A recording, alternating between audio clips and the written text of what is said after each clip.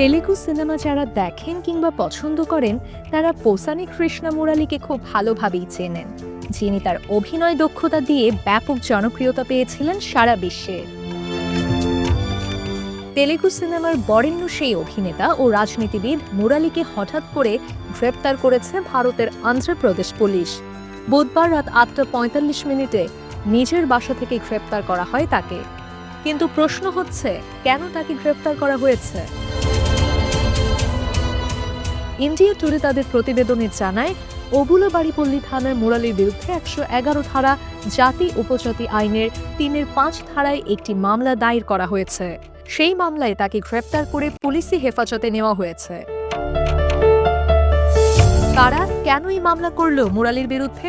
জানা গেছে, একটি নির্দিষ্ট সম্প্রদায়কে নিয়ে অবমাননাকর মন্তব্য করার অভিযোগে মুরালির বিরুদ্ধে মামলা দায়ের করা হয়, যে ঘটনায় বিভিন্ন গোষ্ঠীর মধ্যে বিবাদ তৈরি হয়েছিল। মুরালিকে গ্রেপ্তার করার তথ্য নিশ্চিত করে একটি নোটিশ অভিনেতার স্ত্রীকে পাঠানো হয়েছে, যেখানে বলা হয়েছে মুরালি যে অপরাধ করেছেন তা আমলযোগ্য ও জামিন অযোগ্য। জুডিশিয়াল কাস্টোডির জন্য তাকে রাজামপেটের প্রথম শ্রেণীর অতিরিক্ত বিচারকের কাছে পাঠানো হয়েছে। ইন্ডিয়া টুডে প্রকাশিত এক ভিডিওতে দেখা গেছে, গ্রেপ্তারের আগেই অভিনেতা নিজেকে অসুস্থ বলে দাবি করেন। পাশাপাশি তিনি বর্তমানে চিকিৎসা নিচ্ছেন বলেও জানান, কিন্তু পুলিশ তাকে সহযোগিতা করতে বলে বাড়ি থেকে বের করে হেফাজতে নিয়ে যায়। ক্র্যাক, টেম্পার, জেমিনি সহ অসংখ্য দর্শকপ্রিয় সিনেমায় অভিনয় করেছেন কৃষ্ণা মুরালি।